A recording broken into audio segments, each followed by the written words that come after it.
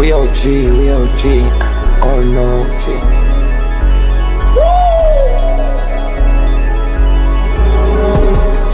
You're not bullish enough, yeah. Oh no, you're not bullish enough. You ain't got the or no. I get stoned by the bolo. Bitcoin set to overload, yeah. Experts on reload, yeah.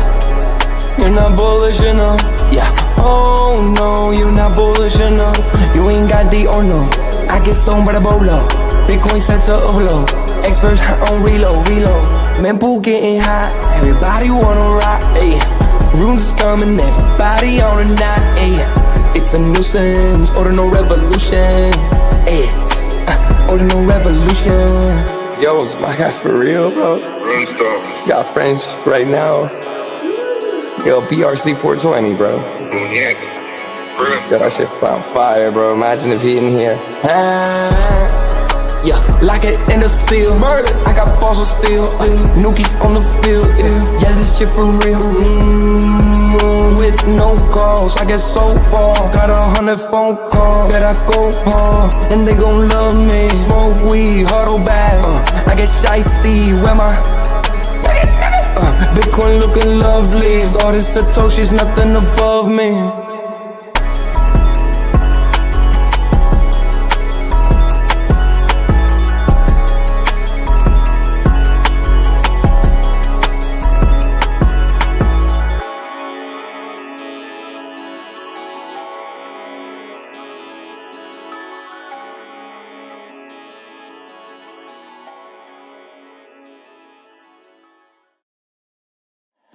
Bitcoin's alive, what you gon' do? Mempool fees are high. Ordinal.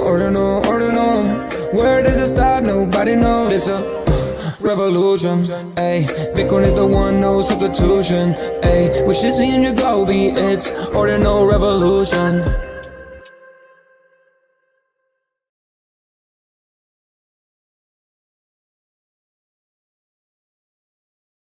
Welcome back to Ordinal Revolution. My name is Shizzy. On this channel, we cover the entire Bitcoin Ordinal ecosystem. It's a down day, guys. We're just going to be sad. No, screw that, guys. Welcome back to the show. We're going to have an amazing show for you guys today. It's going to be outstanding. We got a lot of stuff to be bullish about. There's no reason to be bearish. This show is never bearish. Never bearish. 700K. It's going to happen. It's going to happen next 15 months. Guaranteed. You can put my name on it, stamp it, send it. We're Ordinal Revolution. That's what we do here, guys. And we got so much bullish stuff to talk about. We're gonna get into some bearish stuff as well, but we're gonna have good outlooks on everything. Because that's what you get from us, guys. Constant bull. We got, obviously, if you're paying attention, the Mt. Gox stuff, apparently going to sell $9 billion onto the market. It's not going to happen, guys. We definitely got some. Then you got the Japanese Michael Saylor buying again, and you have, we did touch 60K support. We're going to go, we're going to go north or south from here. We'll give our predictions on that. Rumor has it that BitGod is the Rune Dev. We're going to get into that. A bunch of other stuff here too. Oh yeah, a bunch of listings too. Dog officially listed on KuCoin and officially on MEXC. So we're getting into all of that too. So we have a lot to go over. So let's knock this out. Without further ado, I'm bringing my partner here, Yagobi. What's up, buddy? What's up, man? What is up? Ready to start this damn week. Let's go. Start this Monday. A little off in the beginning. I had the mute on, but it's all good. How's your weekend? How are you feeling? A little tough night last night, but I think we kind of calmed down now. Yeah. The weekend was I tried to touch some grass, go out, get my mind off of things, but for me and you too as well, like we are always touching in on the space, even if we're touching grass, right? I know that's like goes against like the theory of touching grass, but if you have your phone, but at least you're out, that's okay. And that's what I did in terms of Bitcoin. This is one of the options that I talked about, what could happen, right? And I said that if I would have, put my money on it, I said it'd probably head further south, possibly touch 60,000. That's exactly what happened today. So now the question is, do we go further out? Do we bleed further out to that, the lowest that possibly, in my opinion, could ever happen in the cycle would be that 50,000 mark. I mean, obviously anything can happen, but I don't think so. I think 60,000 was, maybe it goes a little bit lower, but 59,000, 60,000 probably be our bottom for this, at least this local bottom. 100% agree. I mean, we just have so much bullish stuff happening. I mean, obviously we're Bitcoin, but the Ethereum ETF goes live July 2nd, which is going to be really good for the altcoins, which in return is really good for the runes and BRC20s and that entire ecosystem and tap ecosystem as well. So we have a lot of bullish stuff happening. Obviously, we got some big launches that are happening. Ordinal Hive is launching this Friday. VDEX is launching next week. And then you have so much more. You have so like there's so much that is happening. Fluid is dropping their passes next week, or their at least their leaderboard. We have just so much to be bullish about in the space, and people are just kind of hanging on to bad things of this Mt. Gox thing. So we kind of get right into that now. Find it here. So Mt. Gox to distribute Bitcoin Cash repayments starting the beginning of July. So a week from today. So how do you think this affects the market? It's $9 billion in Bitcoin, which is only like less than 9%, right? No, Yeah, less than that. It's like yeah, it's tiny. way less than that, 9%. No, Yeah, it's like so 0.9. yeah, so Mount Gox has been used as like a market manipulation tool. I feel like for the bears for a while, and the bulls do their own thing for that, right? And so this is like perfect timing for them to roll this out. Obviously, this has to be, have some truth to it. If they're going to start, they announced that they're going to start the payment process in July. You have to think about who these Mount Gox holders are, right? What are they from 2013? 2013, yeah. Okay, 2013. So if you were buying Bitcoin in 2013, even if you went through this, maybe there was a small percentage of them that like just got turned off by this and stopped crypto altogether. But I think majority of them kept researching and stuff like that, right? So they know where Bitcoin is headed for the most part, right? Because they've been in Bitcoin since 2013. So I believe a lot of them will most, in my opinion, if I was in their shoes, I know where Bitcoin's going. Why would I sell at 60,000 right now, right? After a big pullback too. Some might take some profit because they got Bitcoin very, very cheap, in 2013. But I don't think it's going to be as impactful as it's being portrayed in the headlines, right? But like I said, it's been used and slung around as like a bearish like tool to kind of have the headlines talk about Mount Gox is planning on paying back then, because we went through this last year, right? Around fall. Mount Gox is kind of like that tether FUD, right? It just comes around whenever, right, to kind of push it down a little further. I just can't wait to get this over with. I think this being done and over with is such a good thing for the markets. It's not something that can just keep coming back and haunting us. I mean, I heard about this Mount Gox thing 4 years ago when I first got into Bitcoin, and it still has never happened. Pushback, and it'll be funny if it gets pushed back again. It's something that they're holding over our heads, like just waiting, just dump it or not. I think these guys, you're to your point, these guys are going to hold this. They understand the 4-year cycle. If you've been in Bitcoin since 2013, you understand the 4-year cycle. Like, they're not going to dump it at the beginning of a cycle, no matter how bad it is. If they do, they might just take enough out to kind of live off of, and then in a year from now, take the profits when in about 15 months we're going to be a lot higher than we are right now. Yeah, that's exactly my mindset, right? Like, why would they dump at this price? They're OGs in Bitcoin and crypto, right? 2013 was only 4 years after Bitcoin was invented or created, and so they know, most of them know, enough about Bitcoin and cycles and stuff to not be too, in my opinion, dumb in this situation. Obviously, you got to do what you have to do. Each individual circumstances unique, right? So but for the most part, I see majority of the percentage excited for the next 6 to 12 months. Yeah, man. Bob Lucas here says, at least we can finally put the rest. The halving is not priced in nonsense, right? Or the halving is not priced in nonsense. So I mean, what do you think he means by this?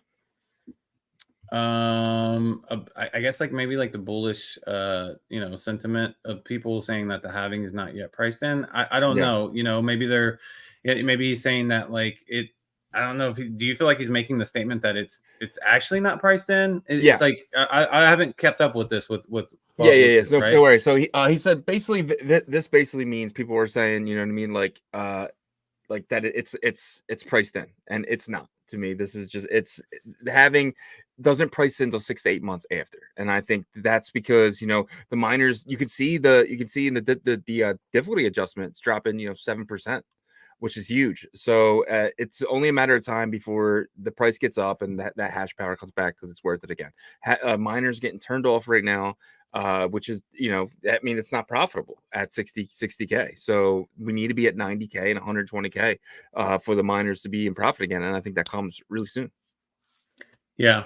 The bears probably, that's their argument, right? From whenever Bitcoin got really bullish earlier than expected, they were probably like, oh, it's already priced in. I think what probably has been somewhat priced in is the ETF stuff a little bit, just because that's what I think helped propel that price action initially up. It will continually help the price action, right? As things get more bullish for Bitcoin in terms of inflows, you'll see that increase as Bitcoin gets more bullish. And, then, like you said, 6 to 8 months, we're looking at October to January time period when things, maybe the switch gets really hit and turned on. But I will say, like, the miners turning, kind of going away for a little bit is a little bit worrisome. Yeah, I don't know. Like, I felt like during a slow period last year, BRC20s really helped the miners, and taking that away, the mints away from that, during slow times, they're just like, but they don't really care too much because they know what's coming, right? Yeah, 100%. Let's see here. Okay, so BTC touched 60K support zone today. Are we seeing further downside, or will it reverse from here? I think that we could possibly see a little bit more bleed out, but I don't see much more than 58,000, 59,000. 60,000 to me could be that bottom, and I say that because usually whenever there's big bearish news like Mt. Gox, plus with all these liquidation numbers, and some of the traders are well known, like the number one trader from South Korea got liquidated, and that came out in the news. A lot of times what will happen is, like, after that big beat down in the beginning, things calm down, and then we slowly try to either chop a little bit or try to reverse trend. And I'm going to show something on the charts when we get into the Bitcoin price action to show kind of that we might not have much longer of this bleed out, and to really show we've been bleeding out this entire month. And I think some people don't realize that's what's been going on. Yeah, I agree. Why don't we just hop into that now? I think this is a good leeway into that. All right. All right. Well, let me do that. Yeah. But before we do, if you're on the YouTube side, please smash that like and subscribe if you're not subscribed. Welcome to the channel. And then on the Twitter side, please share our spaces so we can educate as many people as possible. We appreciate all 118 of you guys watching us and joining us on a Monday, because you're still showing up, even though Bitcoin took some big gut punches this past week. But all right, I'm going to share my screen here. We can get into the Bitcoin price action here. First, we'll start with the hourly chart here to show a little bit on the short term, the rest of today, what it could possibly look like.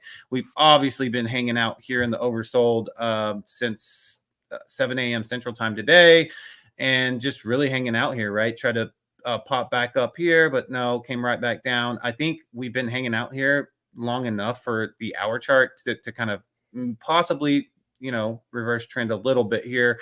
We can see so the stochastic is hanging, or heading back up, heading towards the 80 point range, which is the overbought boundary right there. And so if we get back up here, we can start to possibly reverse trend.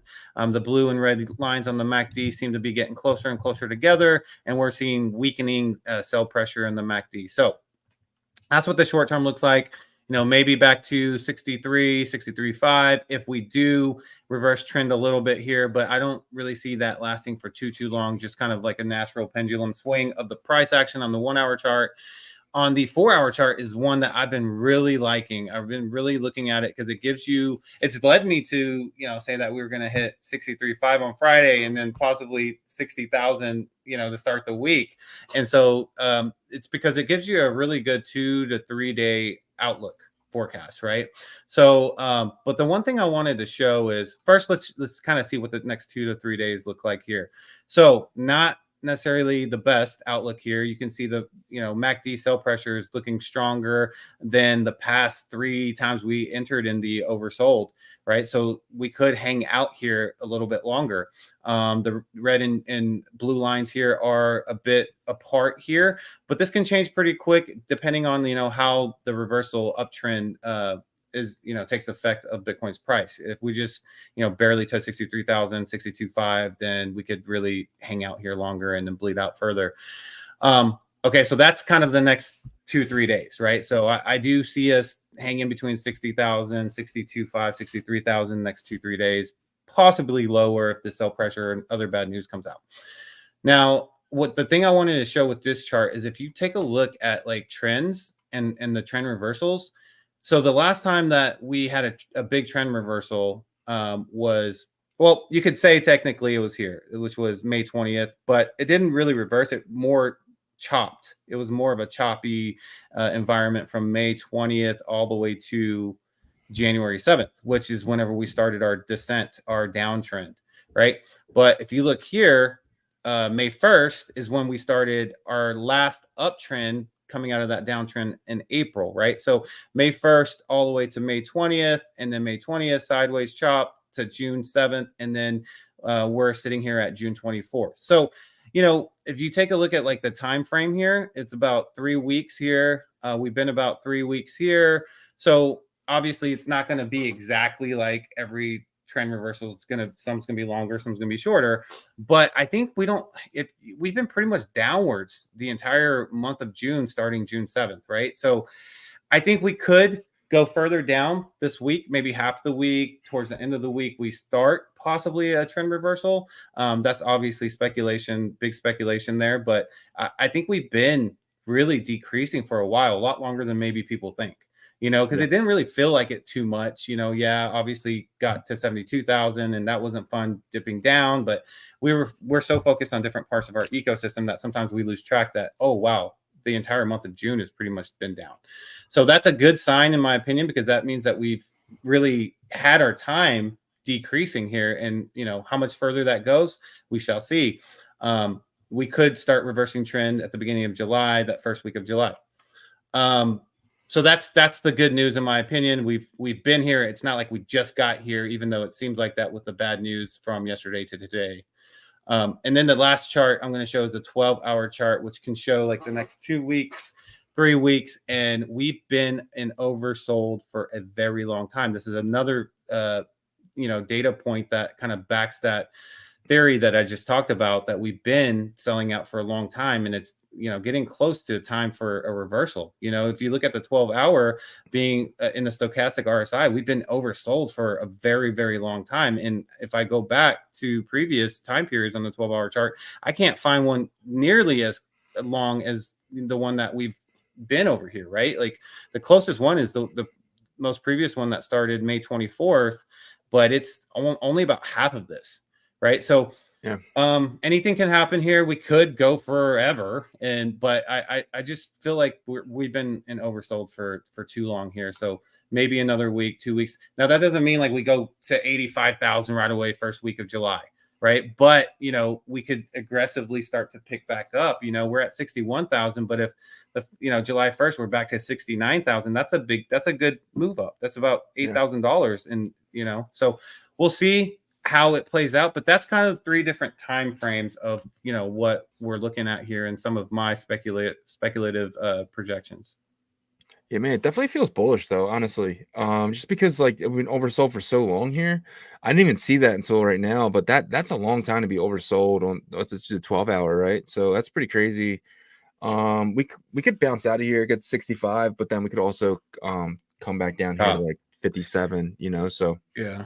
And like this is something that could happen too. Like just take this and then copy that and then just paste it right here. And that wouldn't be fun, obviously, but that could lead to maybe like the middle of July or something, right? But chop is okay as long as it's not like this repeating a little bit, chop and another that, another. But we're in the part of the cycle where we shouldn't see that.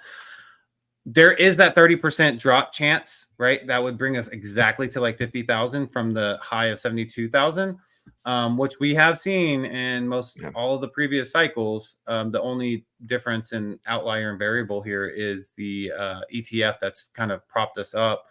You know, so I think our decline here is probably closer to like 17% now after last night's dump from 72,000. So we'd have about 13% left, which would bring us down to close to 50,000. But like I said, I mean, yes, we could hang out down here longer on the 12-hour chart, but this is very, very extended, right? So Yeah, I don't know. We'll see what happens there. Let's take a look at the fear and greed here. So it's at 51% right now. It was considered neutral, so we're not greedy or scared. So, and then yesterday it was at 55. It was a little bit in greed. So we are pushing this right here between greedy and the fearful. So, but last week was greed. Last month was extreme greed. So I guess it is kind of okay to be kind of a nice little reset here. People are a little on the fence. Some people are still greedy. Some people are bearish. What do you think this sentiment means right here, and how are you feeling about it? So this is another indicator that makes me think that we might have some more bleed out left, because you always say smart whales don't buy tops, right? Yeah. And so they're licking their chops right now, but they're like, okay, how much more can I get out of this? Yeah. Well, the fear and greed is still neutral, and there's a lot of people that say the best entries are whenever we're in fear. Right. Yep.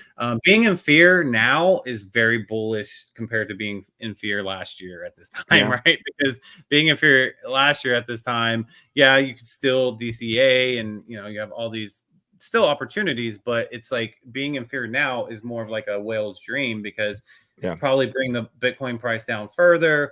Maybe they take some low risk longs with like low leverage, 2 to 3x leverage, or they just buy chunks of spot Bitcoin or other blue chips, right? So this is why I think that we probably still need to go a little bit more to the red. Maybe like 35 would be like ideal, and that's just kind of like the greediness of myself too. Whenever I talk about node monks, I want them at 0.09, and that's like my dream. And so I think the whale's dream is to get the fear and greed index to 35 in the red. That gives them like the great opportunities for entry to make even more. But that's just my perspective on it. I could be completely wrong, and we just hang out here, or maybe go down about 5 points, and then that's good enough to propel things and whales and stuff like that. So yeah. I'm thinking the same. I think that's the term is that's smart when they don't buy tops, they buy dips, and this is a dip right now. I mean, down 14K from the all time high, or 13K from the all time high. So I mean that this is a buying opportunity. You got to remember the smart money, they're not here for 10x's, 2x's, 3x's, right? They're good with 40, 50, 60% on their gains, right? So I feel like 4 o'clock today is going to be really telltaling, because that's when the ETFs have to buy the spot Bitcoin, because they all day they just accumulate, and then by 4:30 they have to spot buy. So I'm curious to see what happens at 4:30. I know it's a lot of it's OTC, but sometimes the OTC kind of hangs over to the spot. So we'll see. Yep. All right, we'll jump into our favorite part of the show here. Roll call. Let's see who's here. Let's see who's attending in this bear week, because it's not a bear market. It's definitely we're paying attention. We're paying attention. So yesterday, some people did get deleted. I did take a quick snapshot of that though. So I'm not going to say first because you didn't make first, but Crypto New was here yesterday. Mr. Hanky was here yesterday. PJNZ was here yesterday. Glasshopper, and then Coach Katz, and we do have a new member. Token Jokin. I'm not sure if you're new or you just I think you read it. Yeah. I think you read it. Thank you so much for becoming a member again. Let's jump into the roll call here. And guys, when I get deleted, it's not my fault. It's something YouTube does, but I can only go by what I'm seeing. And D-Love, you look like our number one today. You win today. Congratulations. At 5:38 this morning. We appreciate you. Followed by our boy, Danny Boy. Danny's always here. We appreciate you, my friend. Ordinal Tweets is in the building. Let's go. Oh man, you can change your name back. Reziak is here. Claudio is here. Vaxzone is here. Rick G, he says, "Long live BRC20s. They're dead, bro. Just let them die." I'm just kidding. I Walk Alone is here. He said, "GMOR fam, don't forget to smash that like button and share, please. Smash that like and share, guys. Thank you so much." Lackey Lukey is here. Joko is here. Chief Axel is here. Shout out to our man Yasher, man. Always killing it for us. Our mod. We appreciate you, my friend. Followed by Cache Cats is in the building. Nighthawk is here. Welcome to the show, Nighthawk. I think it's your first time here. Thank you so much. Patty Poo is here. Crypto Cats is here. Let's see. Tim Baker, AOD Art. Appreciate you, one of our mods. No is here, followed by Crypto University. DCA is the way. Also look into Bitmap Emporium 1. Yes, we are in the Bitmap Emporiums. We each have at least one. Akala is here. Kai Effect is here. Carlos CLS is here. And then John. Welcome back, my friend. John. Thank you for showing up. Let's see. Crypto Mona is here. Toshi is in the building all the way from England. We appreciate you, my friend. Let's see. I think I said Pelpa, but I'll say you again, Pelpa. Kal-El is here. Superman. TKO is here. And that is your roll call for today. Let's see if we get any late people hop in. No. It looks like we're good. Pretty good though. Pretty good for a bloodbath Monday. 100%. So, yep. Good job, guys. Pat yourselves on the back for showing up, even on a bloody Monday. So yeah, we appreciate y'all.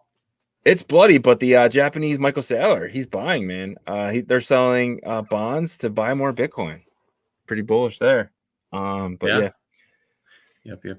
They're basically, they've announced they're fully bought in here. They're using the micro strategy. The micro strategy is the blueprint here for their company. So I think we need to keep our eye on Metaplanet, for the next 4 years and see how much that has benefited them. I think it will a lot. Yeah. All right, guys, we're gonna get in some ordinal stuff here. We got a lot to go over, so thank you so much for getting us through the charts and all that stuff, because I think that stuff is very important. But we know you guys come here for the ordinal stuff. We're gonna hop right into it. So, how will the Bitcoin ecosystem look a year from now? That is the question I think we're all asking ourselves. Like, we're trying to make sure that we're in the right spot. We truly believe that we are. I mean, we wouldn't be Ordinal Revolution if we didn't. But like, what's it gonna look like this time next year? Yeah, so this is a question that we've been thinking about for a long time, right? We asked ourselves this question about this time last year to now, right? And it looks very different, even though for us that are in it every day, it might not seem like that, right? Because like last week is our most freshest memory. But like, if you look at the ecosystem today versus a year ago, we didn't have Merlin chain. You couldn't do DeFi stuff with any of these assets. It was just literally, Unisat Marketplace and Magic Eden were the two main spots. And so now a lot of new options have come into play, right? But I think this next year is going to be hyper innovation for our space. Now, I'm one of the people that always says, look, I think that there's going to be a multi-meta protocol ecosystem environment on Bitcoin. I don't see OpCap being added to core for a while, or any opcodes really for probably the next year or two. Who knows? Maybe I'm completely wrong with that. I hope I am. But, history doesn't necessarily repeat, but it does rhyme. And I know we've said that several times. I love saying that because it's true. Yeah. And so I say that because we don't have to copy Ethereum, and I don't think we will. But one thing that will rhyme, in my opinion, with Ethereum is the success of ERC20 tokens and the success of Bitcoin ecosystem fungible tokens, right? And so I went through the top 50 market caps of ERC20s, and I'm going to share my screen right now. And you can see this is actually pretty funny because, like, I don't know if a lot of people know that SHIB is the top market cap for ERC20s, but it's fitting for crypto. A meme token is the top value. But if you go past that and you just kind of, wrap Bitcoin, okay, understandable.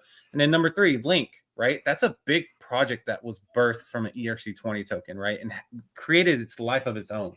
Right now, it's an oracle that goes for multiple different chains and, reports pricing and movement and all that stuff. Huge growth in creating its own path. Obviously, everybody knows Uniswap does that as well. It's on multiple layer 2s and side chains for Ethereum as well.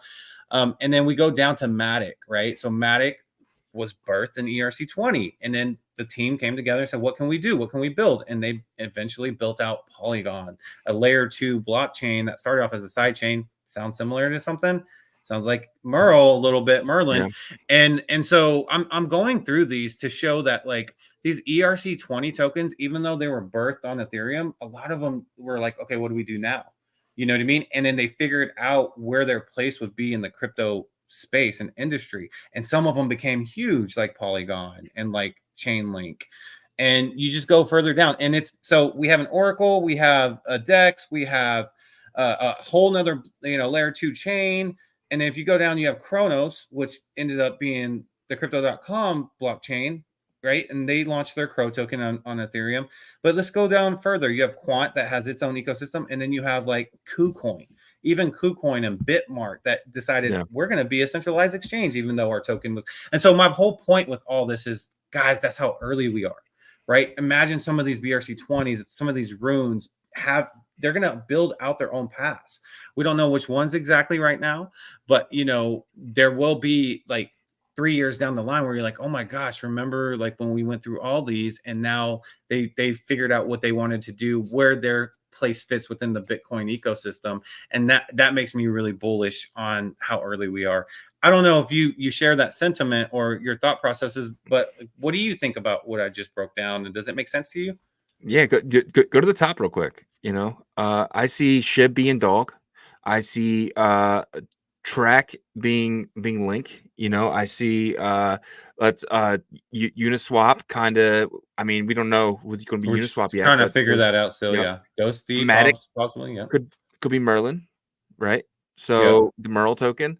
I mean, you can go on and on. You can basically take every token on Ethereum, and we have something similar over here. So, or there will be something. There will be a swap. I mean, there's many different ecosystems working on. I mean, we do have Float Swap, we do have Dot Swap, and there's a bunch of other ones that we've heard about, but still haven't come into on chain yet. So we'll see our mainnet, but we'll see what happens with them. But I see a lot of similarities into what they have and what we're building. So yeah, and I think the difference this time with the Bitcoin on-chain economy is that there's an actual on-chain economy doing billions of dollars of volume, even though it's way smaller than the ERC20 volume, but it's way bigger than the attempt in 2013 or 2014 with Counterparty, or 2017 whenever they tried whatever with tokens. And so this time the demand and adoption is here. So the demand is increasing. That's why stuff like OpCat and OpCTV and all these op codes are being pushed. And what happened the last time something like that happened? Taproot got added to core, right? Yeah. And so it's inevitable that this evolution on Bitcoin will happen. How it will happen, that's still TBD. But when you have chains like Merlin chain and these other Bitcoin layer 2s, and then you have stuff that's trying to be built on layer 1, and you have Viking Swap that just launched from the Odin project or whatever, right? You have all these things, but we're so early. We're like 2019 early. And so 2019, half of these coins were just like, this is what we're going to do, but they didn't do it yet. You know what I mean? So it's kind of like there's an Ordinal Revolution that's coming. Yeah, it's like a revolution. All right, we'll get into some other stuff here. Is BitGod the Rune dev? Rumor has it he is. What does this mean for Rune Coin? So for anyone who's just getting here and doesn't know BitGod was the #1 crypto personality. He was bigger than Leonidas at one time. He developed this BRC20 called OXBT. It was like the OXBT was like the only coin that like was talked about on the Trevor and Leonidas show, right? It was like the only coin that those guys were maybe in. We think they were. But then this thing went up to about, 30-40 cents. It got to pretty high market cap and then dumped and just wouldn't stop dumping and dumping and dumping and dumping. Right when you were on vacation, it did. Right when I was on vacation. I lost 10K in one day because BitGod went on Twitter and said they're decentralizing the token. Anytime a team that previously did not have the token decentralized says they're decentralizing it, dump it, because that means they're giving up on the project. And that's what BitGod did at that day. But, before that, he was talking about it was going to be a coin for this 10K collection. And then there was this redacted. It still gives me cringes today when I hear the word redacted from the BitGod stuff. So BitGod was just been down only. And then he launched Quadrillion, completely failed art project. I don't even hear about it anymore today. So anything he touches, I like BitGod personally. I like him as a person, but anything he touches seems to just go to zero. I don't necessarily agree with that. I do if he's what public. hasn't? If he's public about it, yeah. But like, I think BitGod actually is an extremely talented marketer. He's an Yes. extremely talented marketer, because I do believe that he, I'm not going to name any projects here, but I think that like he behind the scenes were probably advisors for some that I have a strong, feeling that he was, and those projects killed it, crushed it. But I think whenever like it's found out that like he is a major part of something, that's where it can kind of go south, right? And Yeah. I agree with you. Like, Big Guy's a cool guy. We've had him on the show. Yeah. He actually lived in my area for a while too, and we talked a little bit about that and stuff. And I just think that like that OXPT and redacted situation was tough. It was a tough pill to swallow. It was tough for the space to kind of rebuild trust there. But I'm a guy of second chances and stuff like that. But the thing about this is like, first of all, is this factual? We got to find facts that it is true. You know what I mean? He's That's definitely one. part of the team. He's definitely helping them in some way. I got this really good article here. I can just run through this before we go any further with this. That way we can kind of get all the facts kind of out there. So this is a tweet from Bao, WYD. Bao is the name. He bring this up here. So, and Bao writes, programmable rooms, TLDR, a subprotocol of rooms that allows for complex computations on the indexer side with the needed EVM. Protocol meaning it will be available to all existing runes. Think of it as an extension to Radamore's runes. Isabella Duke, working closely with the team rumored to be RuneCoin. The rune dev or supposed dev of this has been working on it since before the launch of runes. After being finished, could be out soon. There's a team of front-end devs lined up to make an interface for this new protocol, but spec needs to come first. Could take quite some time to have a workable AMM. Isabel Duke hinted at the AMM as the star product and emphasized that the tech is great for meme coins. Also hinted at a network of validators for the indexing. The BRC20 core team has also been trying to build this for a while now, but for BRC.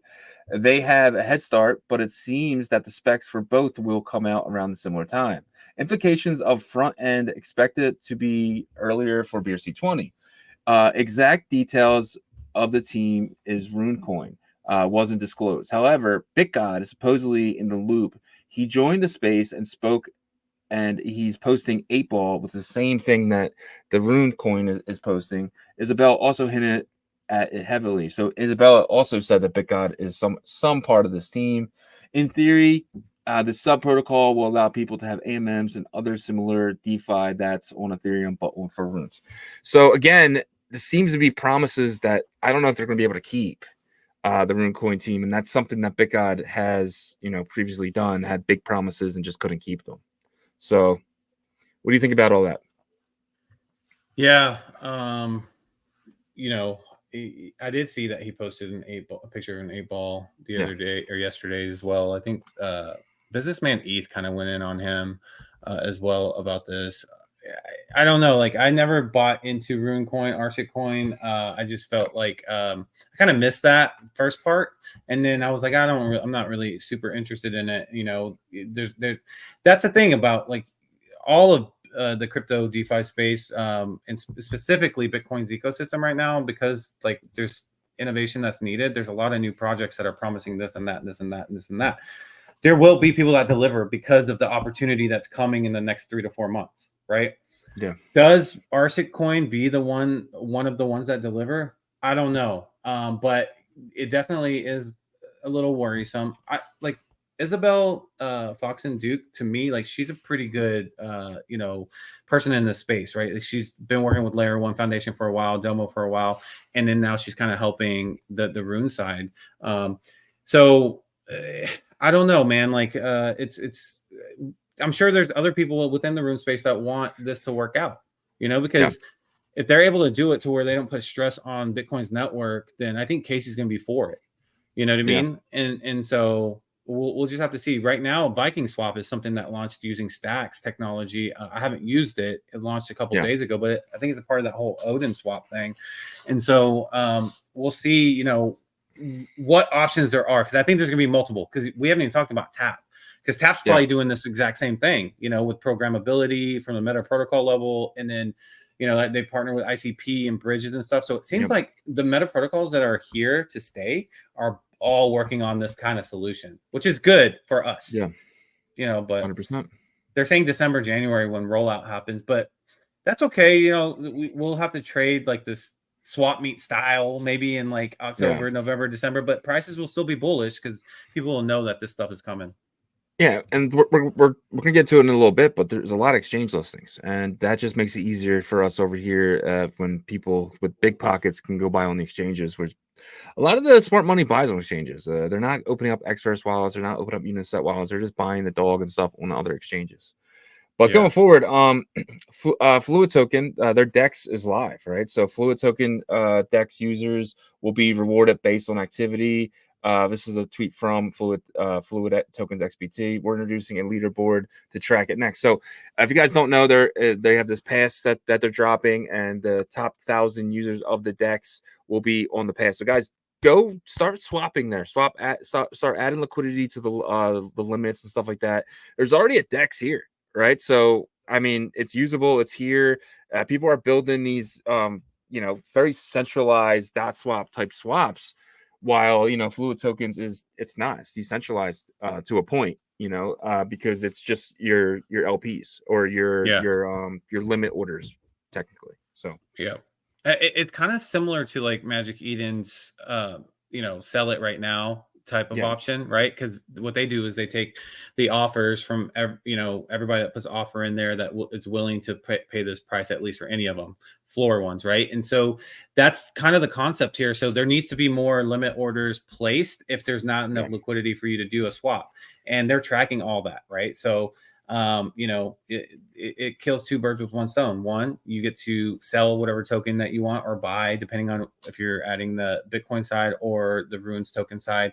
Two, you know, add points to your trading and stuff like that. And then, you know, the top 1,000 is going to get this pass, which, well, we have a strong indication that the pass is going to lead to airdrops in the future, right? Whatever that means, you know, you guys can kind of use your imagination with that in terms of tokens or whatever it could be. We don't know for a fact, but we have a, like I said, indication. So anyways, so use it as much as you can. Points, the dashboard is going to be, from the knowledge I got, was Friday is their target for you to see the dashboard and be able to see the points and all that stuff. But if whatever you do from now or even before now up until then, it'll be reflected in there.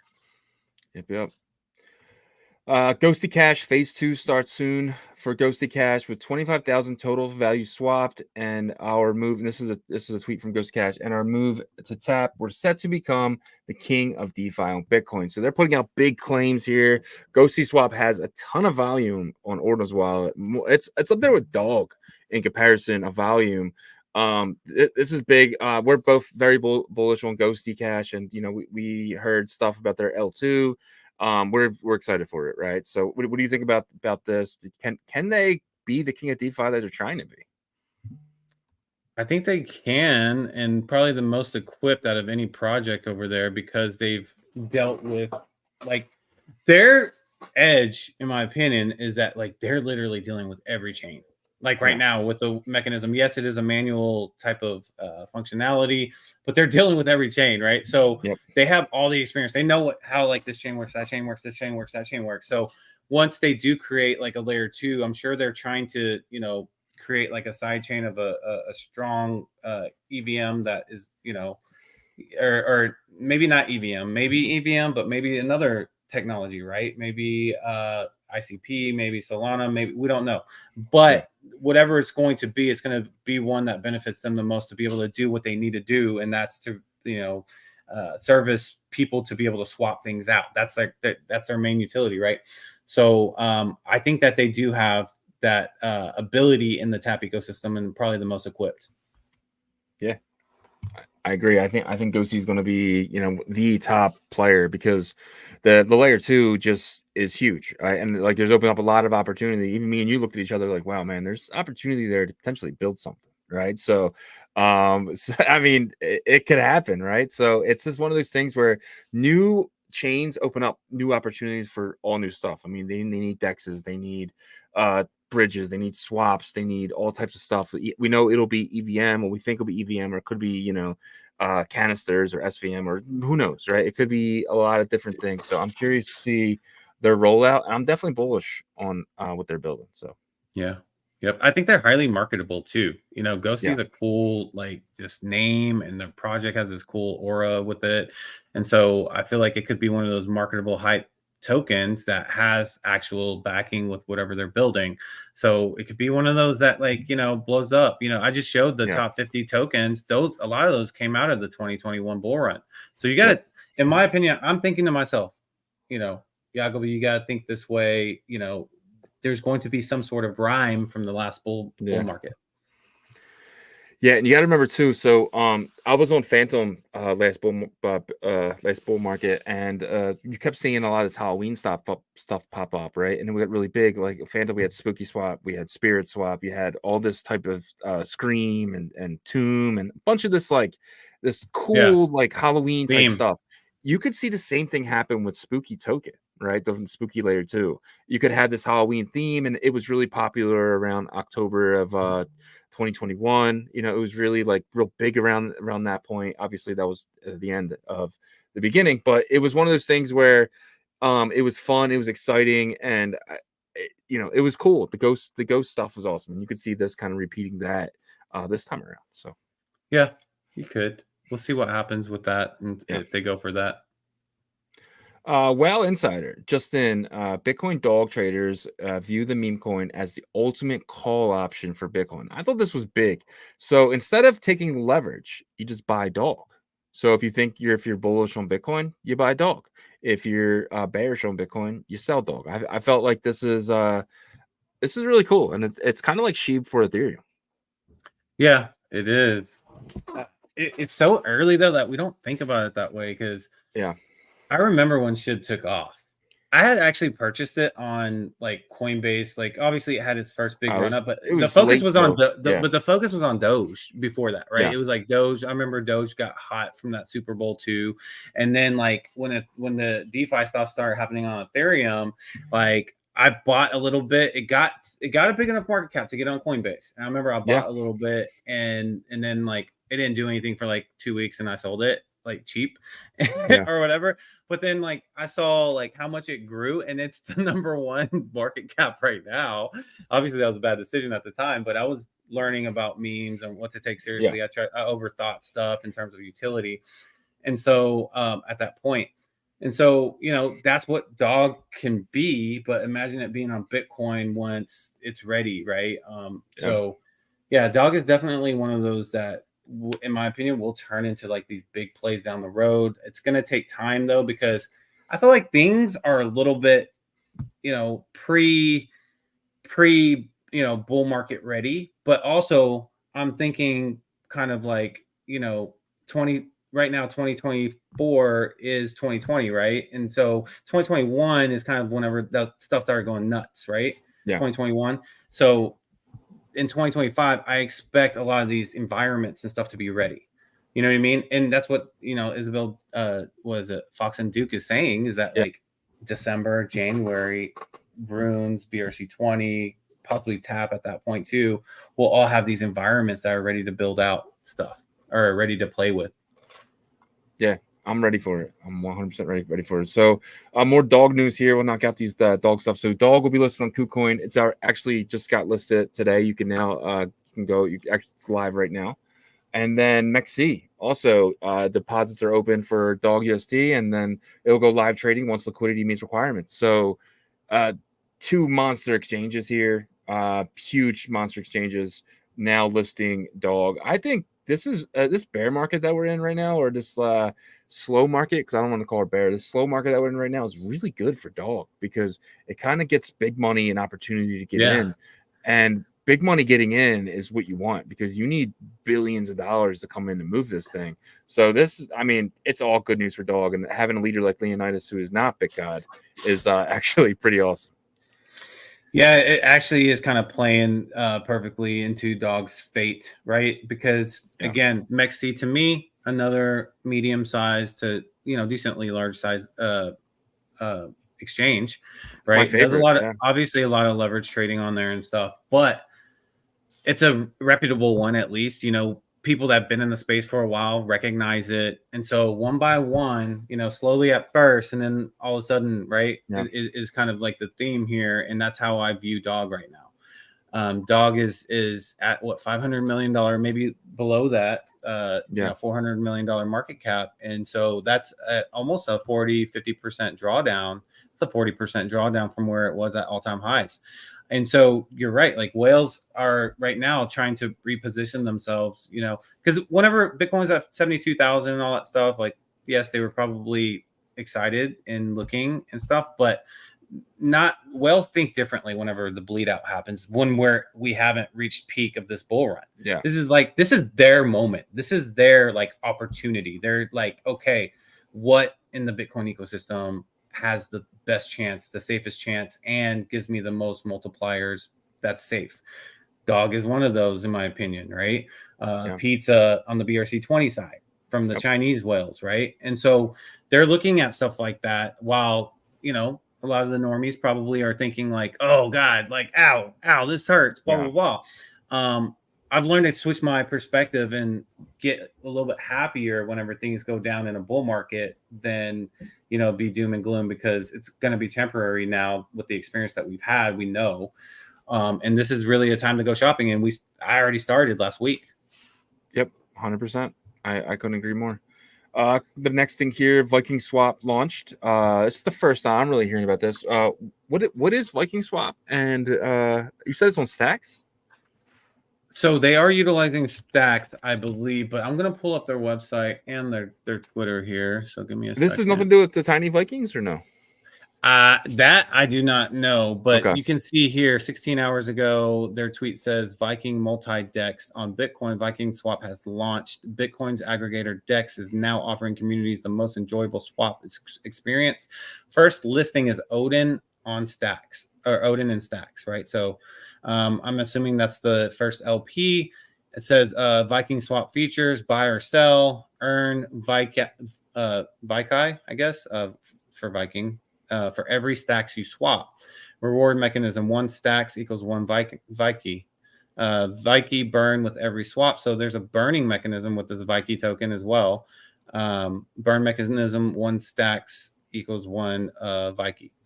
Viki listing date July 1st. So I guess they're going to add it July 1st, but they're starting with the Odin and Stacks token here. It says, reminder, 5 days to qualify for the massive Viki airdrop. The only requirement is to hold Odin. Stay tuned for more updates. So, I mean, I have a feeling that this has to do with the Odin, swap. Maybe this is the name of it. I'm not sure, but they are using, here's their website. It says Viking multi-dex on Bitcoin.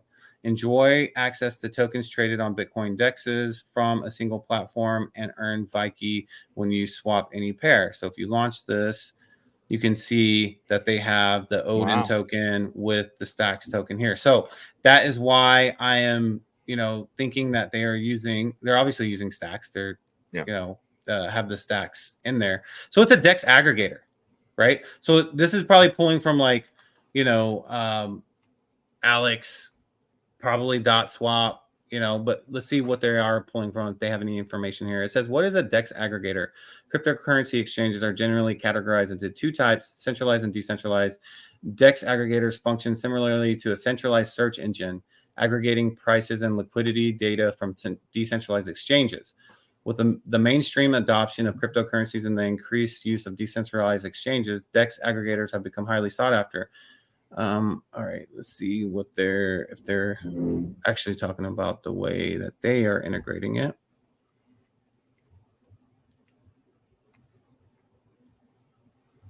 Okay, it says, like other aggregator dexes, Viking Swap uses similar functions.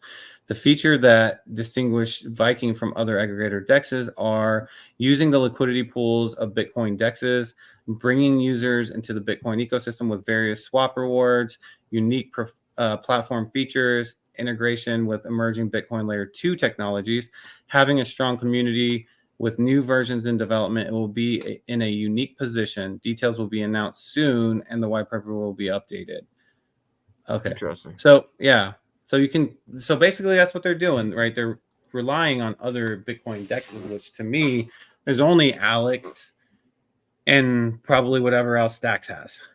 There's a few other Right. ones. I remember when we had what's the name on. He said the Stacks guy. What's his name? Hunch. When we had Hunch on, he said there's a bunch of other ones that he's using, but they're very degen.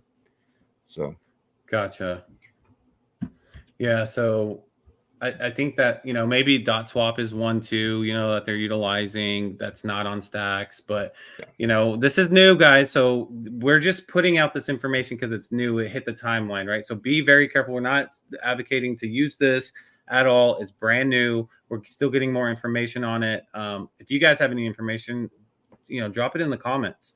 If you have any questions as well, drop those in the comments in general, but also about this, because we're going to reach out to like Nikib and some other people that have more information about this, so we can update you guys on that. So possibly using runes, our partners too, Fluid, right? So we'll get some information and see if they're possibly aggregating information from Fluid as well.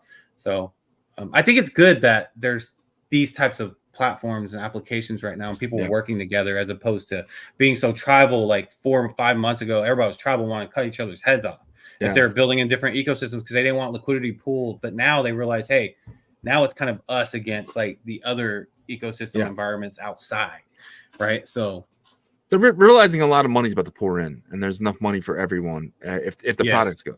And I think that back when there was no liquidity here, because I remember at a time there was barely anything here. The only money coming in was the Chinese money coming to buy BRC20s, right? That was the only new money coming in, and you have rats and sats and stuff like that. But then people who made money on that were buying the other stuff, right? So there was not a lot of liquidity pushing around, and then you saw liquidity go out as fast as it came in.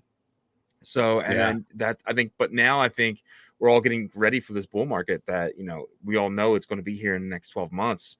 So I just think that there's a lot of liquidity to go around, and they're all willing to work together now to get the best products out. Because at the end of the day, we need more users. We need more people in Bitcoin. We need a lot of obviously, we need a lot of noobs who've never had a crypto wallet, but then we also need the guys with the MetaMasks and with the Phantom wallets to come over here and use our wallets and use our dexes and use our tools and stuff like that. So working together gets things done faster, and I think that we're seeing that now, and we're going to keep seeing that for the rest of this year. Yep. I agree, man. I agree. And I think if this can perform pretty well, this would be really big for Stacks. Yeah.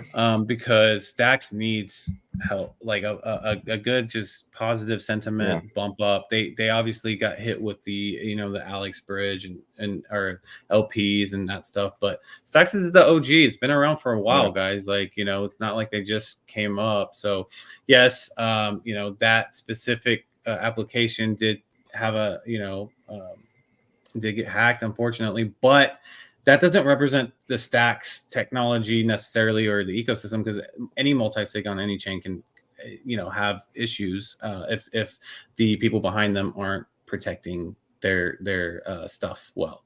So 100%. Yep. All right, coming here. We have a big launch this Friday, guys. Ordinal Hive is finally going live. They will be the Blur of Bitcoin. They will be better than Blur because they're coming out in a low market. And guys, it's going to be a percentage of their coins are going to people. You're going to want to get these. Blur made people millionaires. Why? In a bear market. In a bear market. Will Ordinal Hive make people millionaires? Potentially. I mean, when I think this token could get to $100 million market cap, not financial advice whatsoever. But if you're earning this for free for just using the site, just like you would use Magic Eden, but using it for Merlin, and Merlin's going to have everything you can buy on Layer 1 Bitcoin, you're going to be able to buy on Merlin eventually. They have like I think 15 things that are already whitelisted, and I'm sure it's going to be week by week. As much as you guys want it, it gives it'll get whitelisted. You know, Joe, you guys got to do is put it out there. Hey, Merlin, we want this over there, and I'm sure the Ordinal Hive guys are already working on that as well. So they're launching this Friday. It's going to be a big deal. Merlin Layer 2 is probably going to be one of the biggest L2s. It might get bigger than Arbitrum at some point, just because you're able to buy the Bitcoin Layer 1 assets in an EVM environment with trusted people like Jeff behind the helm. I mean, I think we all trust Jeff at this point. He held $3-4 billion of our money, of our assets, and he didn't. Not one penny of that got hacked or things. So if that didn't go away, I'm pretty confident in the future that he wants to build something special, something to leave his legacy. Jeff is very well off. He doesn't need money. So this is a passion project for him. And I think that is, we're seeing that now.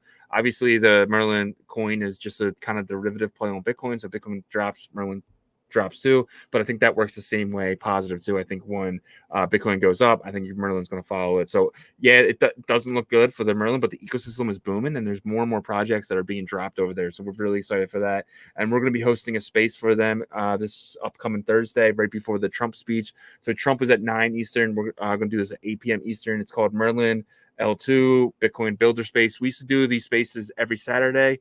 They were fun. They're exciting. But we're going to do one specifically towards the L2 builders. We're going to have, obviously, we're going to have Fonzie there from Ordinal Hive. We're going to have the guys from Verothium Dex. We're going to have the guys from BitGenie, the guys from Surf. It's going to be exciting. Definitely join us this Thursday. I'm excited for it. What are you thinking?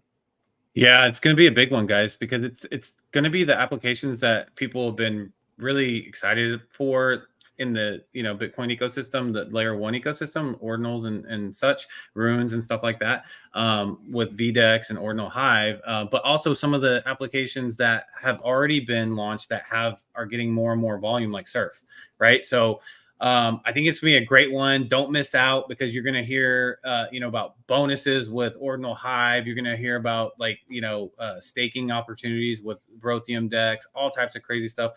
Hopefully we can get some alpha with Surf, maybe talking about their token launch, their TGE event, because I think that one's gonna be very highly sought after. So make sure you put this on your calendar. Go to the Ordinal Revolution Twitter account right now and just put going, so you can be reminded about it. We're going to be hosting it, and we always try to get as much as we can out of these builders. So hopefully we can get some information that you guys are looking for as well. The alpha will be flowing, guys. We'll make sure that if we don't, we're going to keep pushing and pushing until they leave. Otherwise, they're going to give us alpha. We're going to make sure we get you guys as much alpha as possible. We're not afraid to push the limit and keep asking the right questions. So join us for that. And guys, Airdrop Season 2 is upon us, and we think it's going to be on Merlin.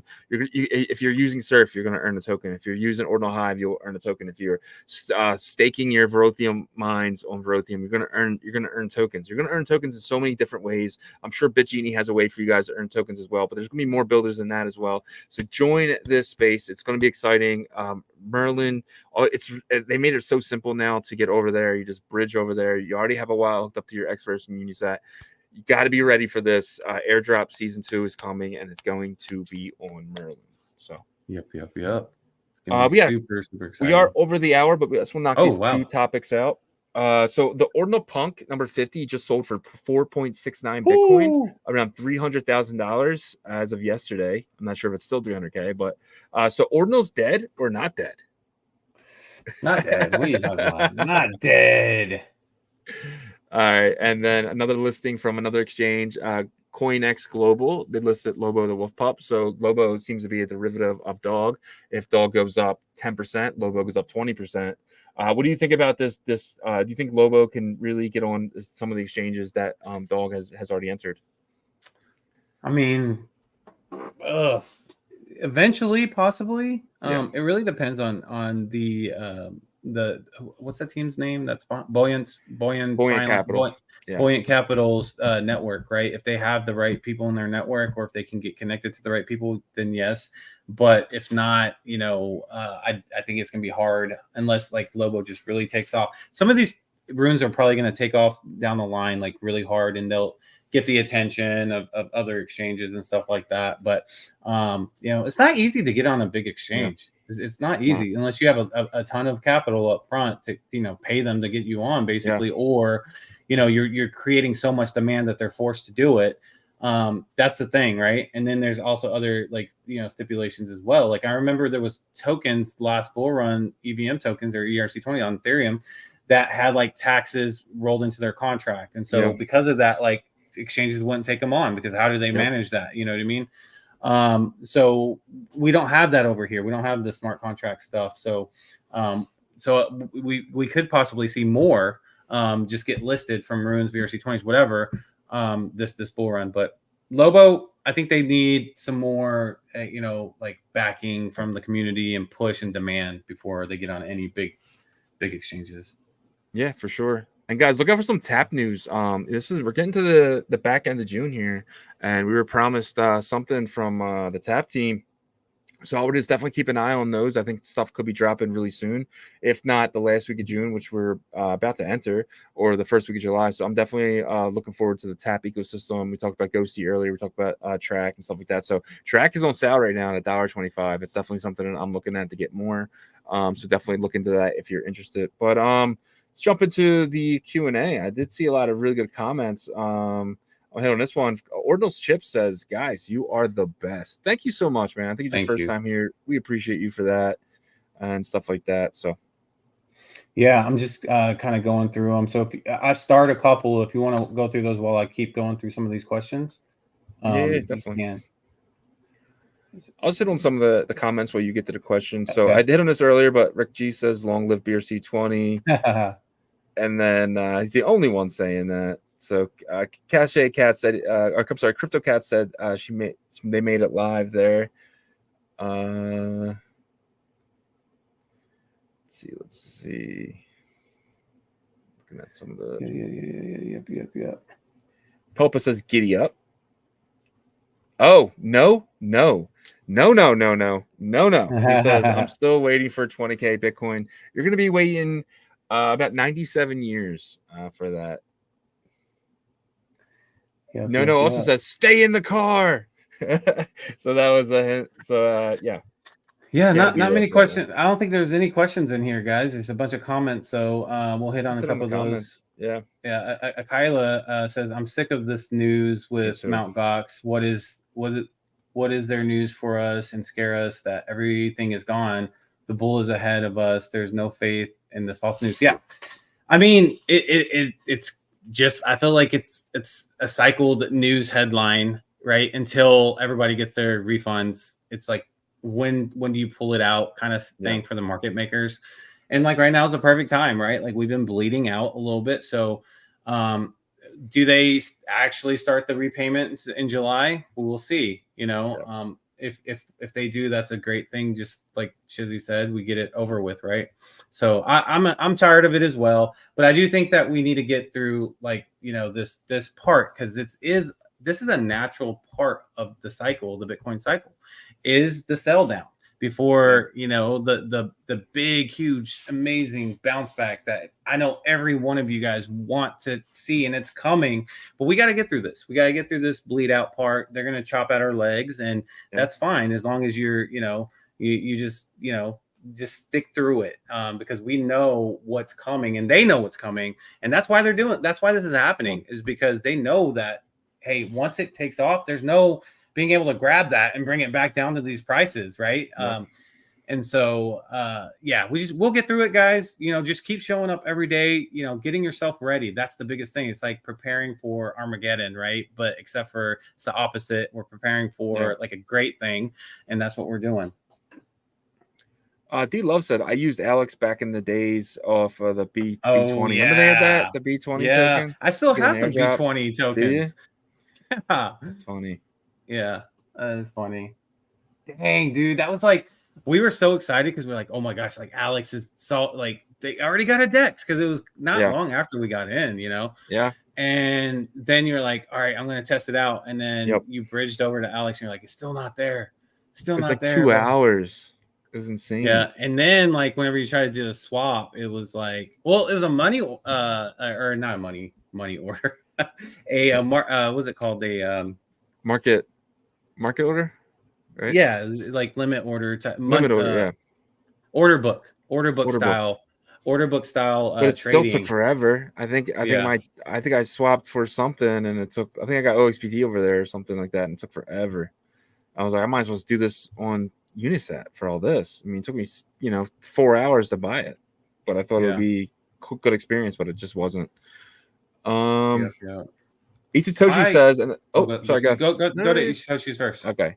He said, every like to this video, and this is a true statement, helps BTC recover. So get it pressed, guys. So every like on this video helps BTC go up. So smash that like so BTC can recover.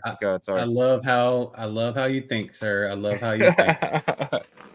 Yeah, so Kai Effect says, I think people are saying it's already the top, but I think we might go up from here. Good.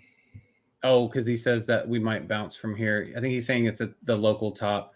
But I think that we, like, for me at least, I'm gonna go back to this chart here. This 4-hour chart to me is what I'm looking at, because I do want. Okay, I want to say something here. So whenever I was saying that I was having a lot of success trading, I was, guys, but a lot of that came from this period, right? Yeah. Like, it was very successful. Then there was some struggle, over here. Well, actually, sorry, I take that back. It was over here that I was having that success, and it makes sense because, like, we went from 67 to 72, right? And then obviously it gets harder whenever you're in a bullish mindset, and then you get through this, right? I want to trade again, but I'm not going to. I slowed down with my trading because, like, I didn't look at this chart, then I should have.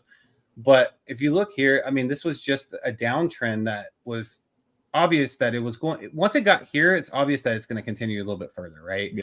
And what I'm looking for now is this to kind of break out of trend on the 4-hour chart, for Bitcoin to kind of start, even if it starts something like, the sideways chop, right? Like, it broke out. This is a trend reversal, obviously. Like, we went from here to here. Okay, so we've started a trend. Even if you come down here, it's still trending up, but then sideways here. So if this breaks out and then we go to sideways, that's better than what we just went through, because what we just went through was just down, a pretty aggressive down, even though we didn't pay too much attention to it. So once the trend reverses, that's when I'll say, okay, no more 60, no more 59, no more 58. But until this actually pops up a little bit and starts a trend reversal, I'm not going to think that. I'm thinking that we're going to, probably see a little bit further down, and that's okay though, because that means that I have even more upside to when I get into like a low risk long position, right? So that's just my mentality, Kai. I hope I'm not like making you guys depressed and stuff, because that's not my objective. I'm actually bullish because I think we're gonna have more upside, and I don't think it lasts for very too long. Maybe another week, 2, something like that, and then the trend reverses. But yeah, just my 2 cents on that. D-Love says, can you throw more light on Bank USD and USD? So Bank is would you say governance token? Yeah. Okay. I guess reward. So basically, if everyone who's holding NUSD will receive Bank later this year. I think it's like 700% APY, something crazy. So the more NUSD you hold, the more Bank you're going to get. Bank was a fair mint, I think, up to like 7 or 8% of it. So that's what's being traded right now. The team holds 87% of this. So obviously Jack Lou is the head of that. So I'm not really sure. If you have another question, we could dig in a little further. But Bank is just a reward token for the NUSD, and it is the governance token, and it's their token that's been up only since it launched. I mean, over the last 2 weeks, it's been down only. But in the beginning, it went from 0.8 to about 25, maybe 30, even 31 sats or something like that. So, but now it's down to a fair 10 sats. But I think it's a fair price for it right now. So. Yeah. So did you earn Maker if you staked DAI before?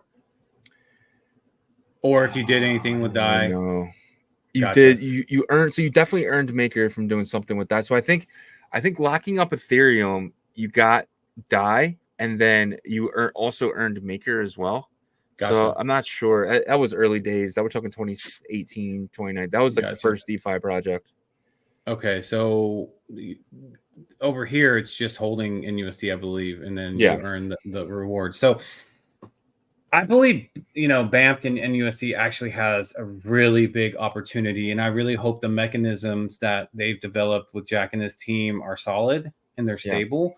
And I think attaching it to another stable with a solid system is smart to start with. Yeah. Right. Because it kind of gets you to the point where you're like, okay, if this thing takes off, then we can build our own like robust mechanism for this thing to really work out. And I feel like Yeah. they might have taken that approach a little bit. He never said that or anything, but I think it's smart that they did, because they're kind of saying, okay, look, we're gonna use your work a little bit here and back one to one from something that we believe is stable over here while we're working on our mechanism. Now, the reason why I say they have such a big opportunity is because you're seeing other platforms and ecosystems and environments that are related to Bitcoin, whether that's a layer 2 sidechain, Merlin, dot swap, other environments, be bullish about this and add them to their platforms for liquidity pools. As we know, VDEX is adding NUSD, USDT liquidity pools and another NUSD liquidity pool as well. That's bullish as heck to me. Yeah. I agree. And they were the ones that initiated that bridge over, by the way, is VDEX. Yeah. So kudos to them. And then you have dot swap that's putting themselves out there and saying, hey, we've added stable token as well. Stable token is almost like, if you don't have a stable token in a DeFi environment, you're selling yourself short, because like it makes things a little bit more difficult, right? For people to, in case they want to put their stuff in stables while things calm down, stuff like that.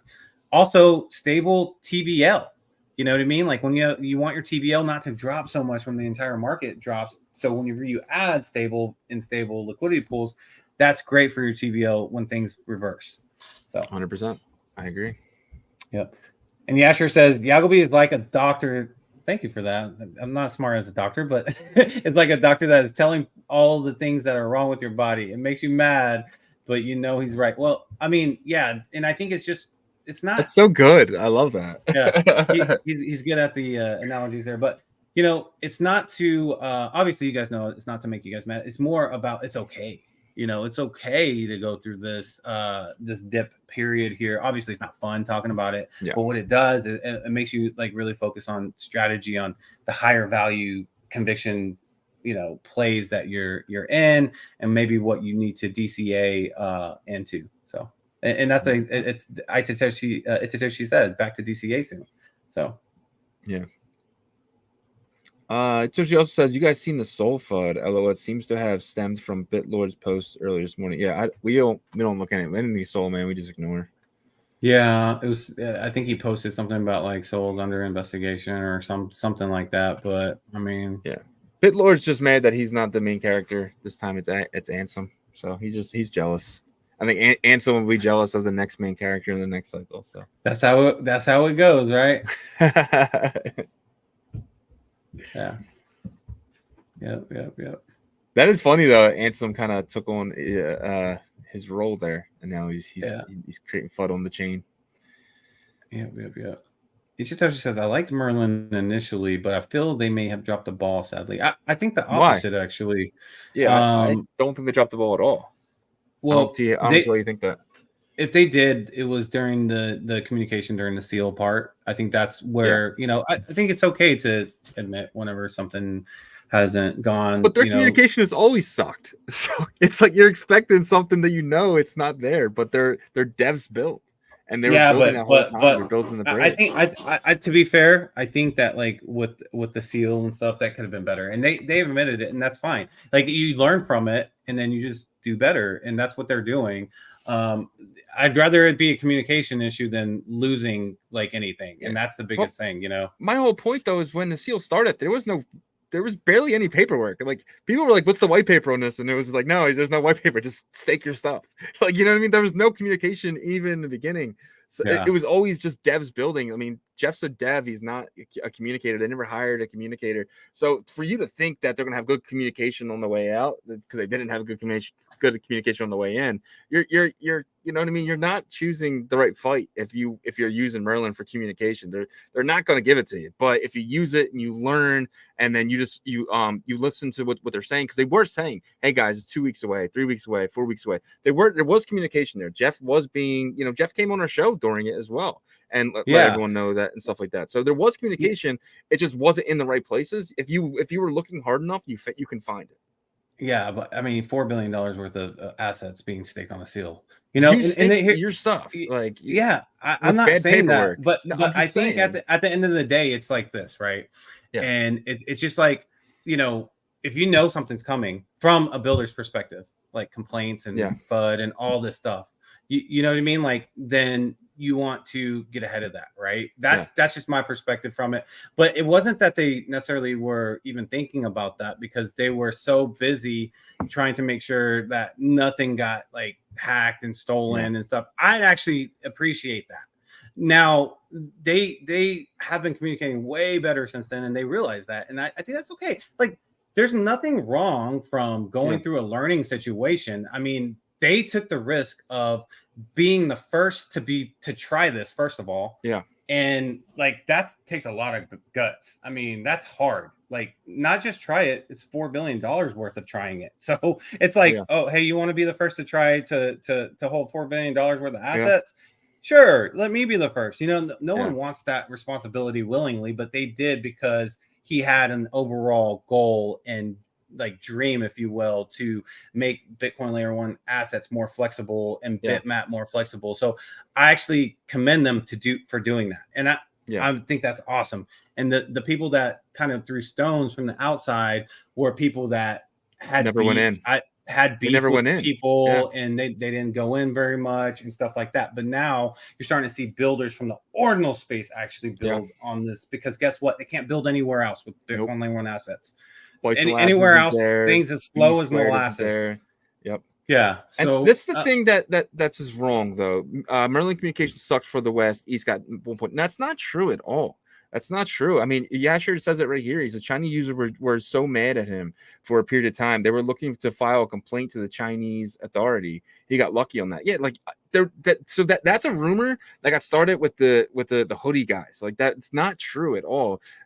They were just mad because Jeff didn't pump their dragons, right? So it's you got to watch where you're getting this information from, because this is not good information. I mean, Yasher hit it on the head there. So. Yep. I'm like obviously super bullish on the future of Merlin. I think it's going to be that Polygon, that Arbitrum style. And like, you have to remember, like, if you were to pick 20 tokens right now in the Bitcoin ecosystem, you got to remember that Merlin is a BRC20. So they already have the blueprints already rolled out to be the Polygon.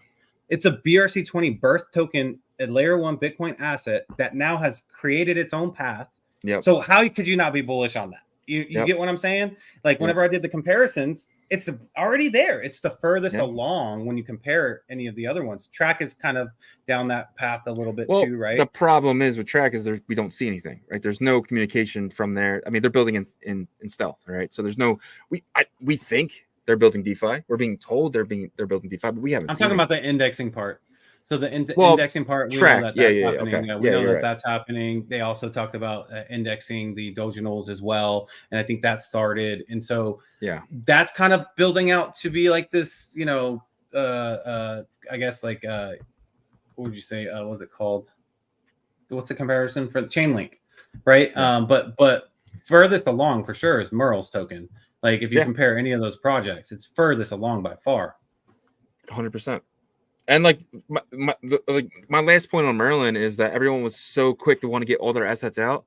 In about 2 to 3 weeks, you're all gonna want to be putting your assets back in, because the yields and stuff like that you're gonna getting from Ordinal Hive and Verothium decks and the stuff that's being built over there. You're gonna want to play over there. You're gonna want to earn this stuff. So it's gonna be so funny. You paid all this money to get your stuff out, to keep it on the Bitcoin side, just to put it back in a few weeks later because you weren't, the bridge finally opened up. So I kept everything over there. I never bridged out anything besides Bitcoin. So I'm definitely excited for everything that's going on. And with Merlin, you guys are going to be shocked at the amount of building and assets over there, and I guarantee you're probably playing on Merlin in 6 months more than you're playing on Bitcoin layer 1 with the Bitcoin layer 1 assets. And if let's say the bull market starts in August, right? Bitcoin's at 85K. The environments to do anything on layer 1 or 1.5 isn't coming out until late December, January. What are you gonna do from August to play some EVM games, right? Exactly. Well, EVM DeFi. So with it's gonna be fun. I can't wait. with Bitcoin. Okay, so Ishitoshi says businessman who? Businessman Uth. Yeah, he's the one that. Businessman But I get dot- what. Yeah, I get what you're saying. I'm gonna name my handle businessman.bitcoin. Just that'd be fun.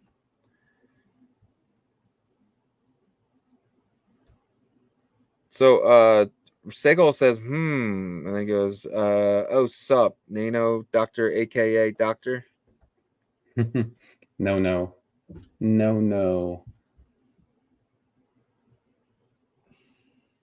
Okay, what Ishitashi says, from a whale's perspective, most were mining Bitcoin at 50 biddy of block reward. So anything over 50K is going to be attractive to anyone with 1,000 plus miners. I'm guessing is what he's saying. Yeah, I'm not. Yeah, 1,000 plus maybe. I'm not sure. I know that like my buddy that has quite a bit. He has a warehouse in the Midwest. He actually turned his off. He's focused on different things right now, but he said he'll turn them back on soon.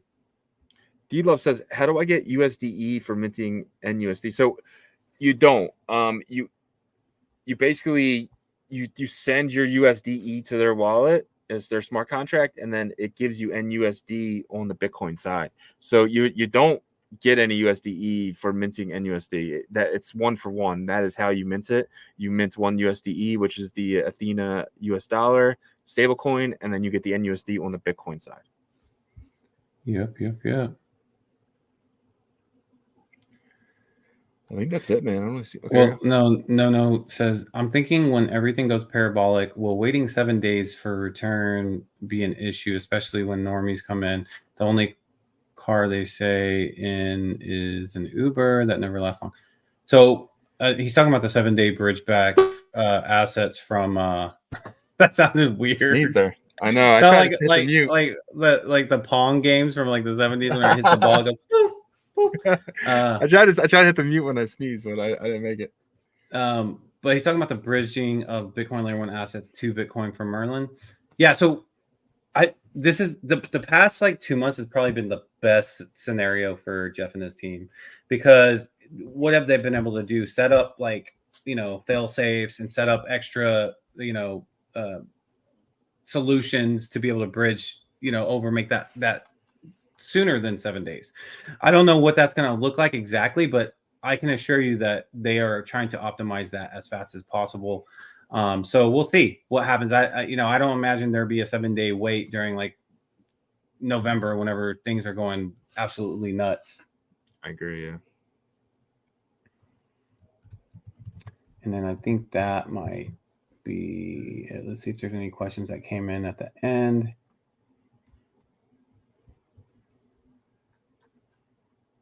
And I think that is it. Yeah, I think that is it, guys. I think that's it.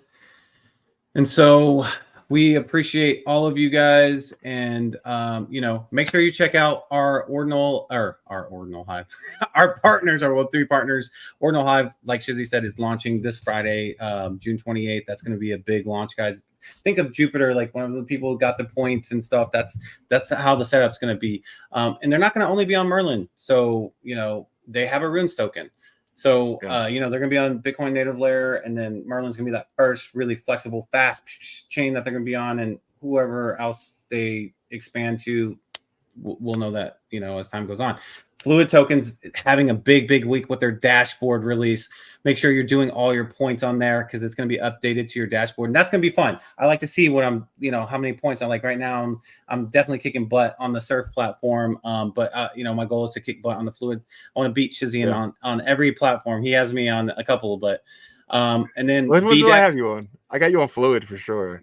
Yeah, you have me on Fluid. I need to catch up with that one. And then I don't know. I gotta look in the thing. But anyways, VDEX is going to be launching very soon. You if you have the mines, prepare yourself, not financial advice, but if you bridge those over. It's open now.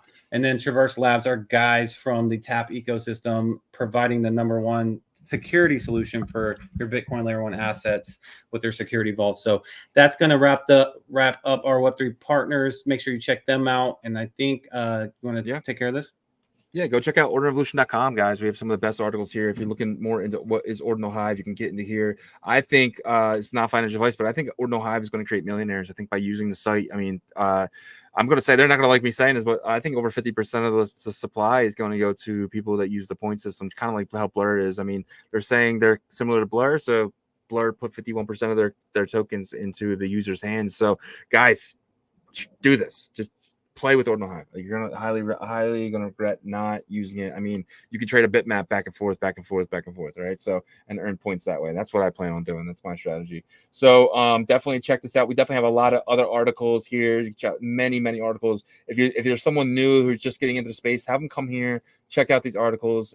We will be in Bitcoin Nashville as well. Come down there and meet us. But if you are going and want to get in the conference, we have a 21% off coupon here at the top here. So just click here, it'll take you to their site and you get 21% off. So definitely don't pay full price. Get the 21% off from us. It helps the show as well. And definitely check out our store too. If you're going to Bitcoin Nashville, you still have time. The stuff will still get to you in time if you order soon. But don't go to Bitcoin Nashville without any Ordinal gear. And if it's not from us, get it from someone else. But we do have some of the best stuff here, so check us out. And I think that's our Monday show. We're live Monday to Friday, 11 a.m. Eastern, 10 a.m. Central, 8 a.m. Pacific. So check us out all week. We'll be right here. Any last closing thoughts? Well, there was something that just came in, and I think it can clear up some stuff a little bit at least. Isabel Fox and Duke says the Programmable Runes team has been made aware of a number of false claims, scams, false claiming to be the team in question. For the sake of consumer protection, the team has decided to dox its creator. So Judo, Flex Chop, going forward, all announcements related to this sub protocol will come exclusively from their account. By the way, this protocol has been named Proto Runes by its creator. So this is the sub protocol that for the programmable rune. So let's kind of detach that from the RSIC, I guess association there, because it looks like this is Judo Flex Chop is the creator of the programmable runes. So go and research that, and make of that what you will. But just wanted to put that last out there because I just saw that. Yeah, we'll put that as a topic for tomorrow too. So we'll continue this talk tomorrow. Dive into it. We'll see you guys tomorrow. Peace.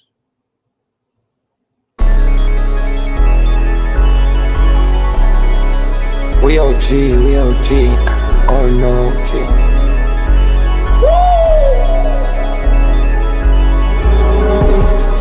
You're not bullish enough, yeah. Oh no, you're not bullish enough. You ain't got the oh no. I get stoned by the bolo. Bitcoin set to overload, yeah. Experts on reload, yeah. You're not bullish enough, yeah. Oh no, you're not bullish enough. You ain't got the oh no. I get stoned by the bolo. Bitcoin set to overload. Experts on reload. Mempool getting hot. Everybody wanna rock, ayy. Runes is coming, everybody on a knot, ayy. It's a nuisance, Ordinal Revolution, ayy. Ordinal Revolution. Yo, it's my guy for real, bro. Got friends right now. Yo, BRC 420, bro. Yeah. Yo, that shit on fire, bro. Imagine if he in here. Yeah, like it in the seal. Murder. I got balls of steel. Nookies on the field. Yeah, this shit for real. With no calls, I get so far. Got 100 phone calls that I go hard, and they gon' love me. Smoke weed, huddle back. I get shiesty. Where my